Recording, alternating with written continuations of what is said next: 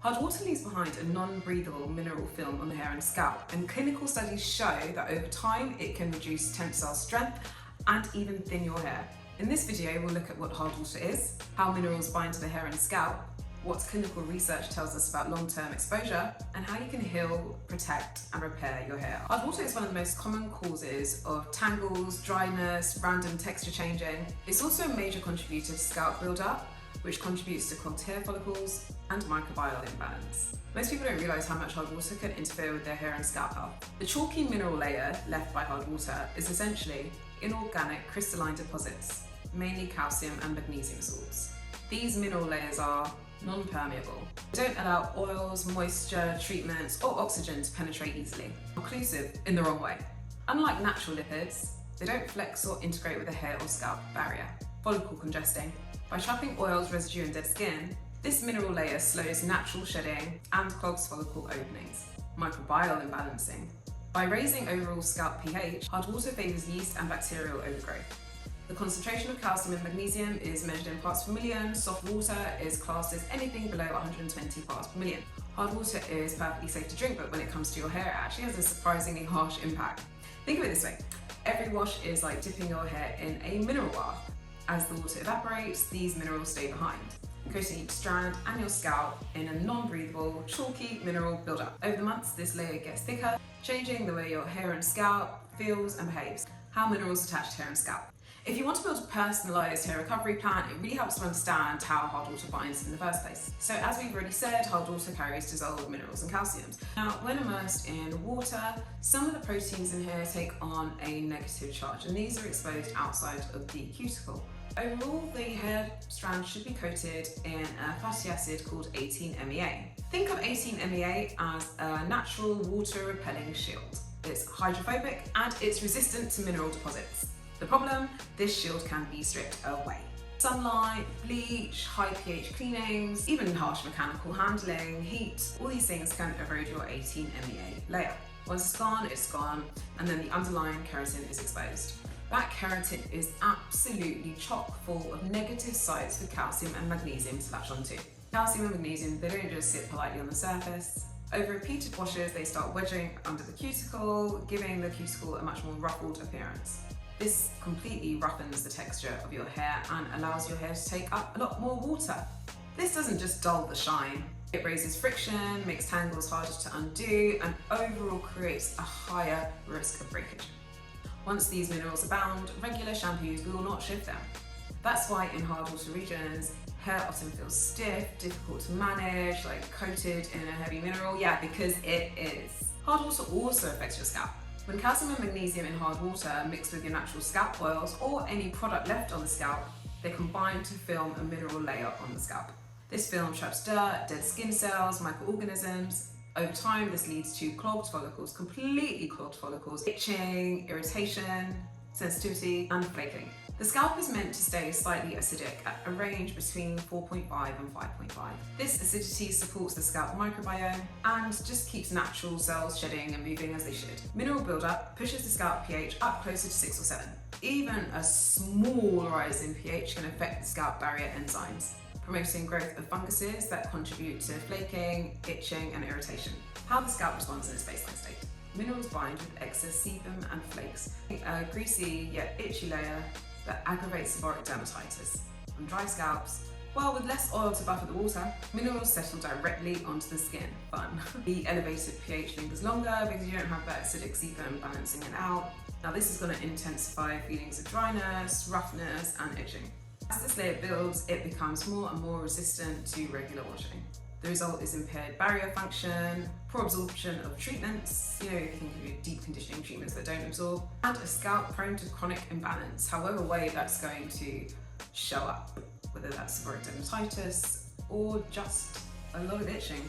The result is impaired barrier function, poor absorption of treatments, and a scalp prone to chronic imbalance. To reduce buildup, avoid residue-heavy products, like products that contain heavy silicones, mineral oils, chelating, waxes, or heavy oils. Skip shampoo bars. If you have hard water, skip those entirely because they react with hard water badly. Preferably, you should choose products that are lightweight and water soluble and just wash away easy. If you like to use heavier products, maybe try natural butters rather than really thick silicones like dimethicone, for example. It's important to have a periodic reset if you have hard water and you're going to continue washing your hair in hard water.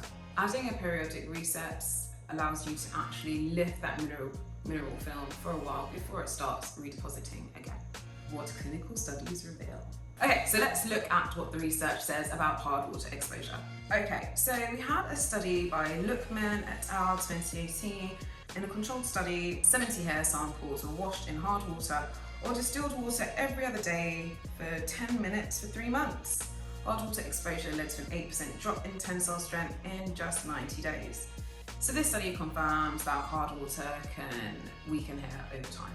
I mean, an 8% drop, that's kind of like 10%, that's quite significant, and that was only in 3 months. So we have another study in 2016. So we had hair strands from 15 female volunteers. They were divided into two, one half washed with hard water, the other with distilled water over 30 days. The average hair thickness decreased from 78 micrometers to 72.8 micrometers. That's a 6.9% reduction. I didn't do the math in my head. I already did it before. Okay, so that's a 6.9% reduction in thickness. And that's just in 30 days. So that suggests the mineral deposits, it's either eroding the cuticle or it's internally compressing the hair. So due to the nature of the charges, because the inner portion of the hair is more negatively charged, it's more likely that the hard water is entering and compressing the entire strand than it's shaving the cuticle, I think. But it's thinner within 30 days. So how to care for your hair after hard water exposure? Hard water buildup is not just going to go away. It leaves a mineral film behind that just builds and builds and builds. Caring for your hair after exposure means breaking down the deposits, flushing with a soft water source, and preventing the minerals from redepositing back onto the hair and scalp after.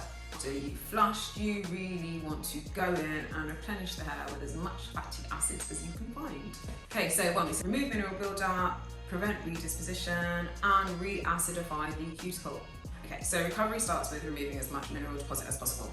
So option 1 is chelating shampoos. This is really good for heavy build-up. So with a chelating shampoo, you're going to want to start off with really saturating your hair for a couple of minutes, good couple of sudsing up, rinse. Now, to prevent the mineral redepositing on your hair, you really want a soft water source. I'll go into that a bit later, and then obviously deep condition. You really want a deep condition because chelating masks can be super drying. After hard water exposure, the first shampoo should actually dislodge most of the calcium and magnesium, but if your hair really feels really tacky or it doesn't feel quite lifted afterwards, then 2 or 3 more wash cycles afterwards, but no more than that. And if your hair is already brittle or damaged or kind of on its last legs, then probably go for a citrus flush.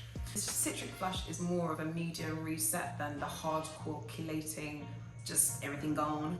So you can dissolve 1 teaspoon of citric acid in half a litre of mineral water, bottled water, and if your scalp is sensitive, maybe half a teaspoon instead. Wet hair, shampoo twice, apply the citric acid solution after rinsing. Really make sure you saturate your hair and scalp thoroughly. You want to leave that for 2 or 3 minutes and then rinse with water. Deep condition immediately after. So this works because citric acid is actually a natural chelating agent. Yes it is. And this acid has a negative charge that can actually pry these magnesium calcium ions away. It's more of a preferential binding, and that's what makes it able to pull it away. Unlike chelating shampoos, the citric acid will mainly concentrate on what's on the surface rather than the inner portion of the hair. Now that's actually important because there are some other native ions that chelating shampoo can also strip. That's kind of less likely to happen with citric acid, which is why I said if your hair is a bit more damaged, to go for the citric acid flush rather than the chelating shampoo.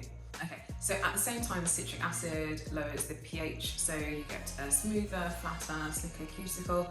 Just overall in the future, nice flat cuticle.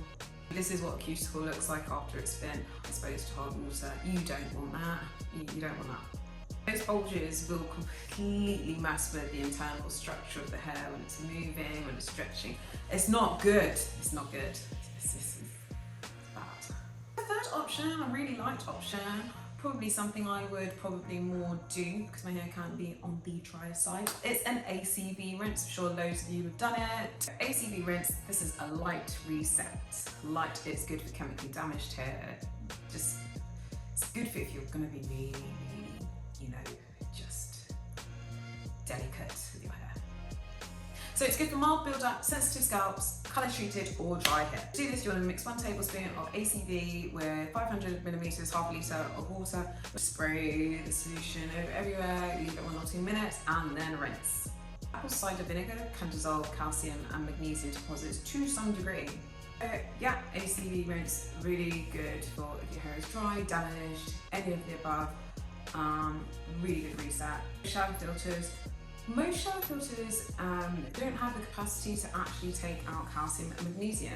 Good at removing chlorine and other sediments, but generally the £20, £30 product you're seeing on Amazon, they do not soften water. I was actually going to say that no shower filters soften water at all, but then when researching this video, I happened to find this. You can see here, this shower filter claims to be all singing, all dancing, portable water softener.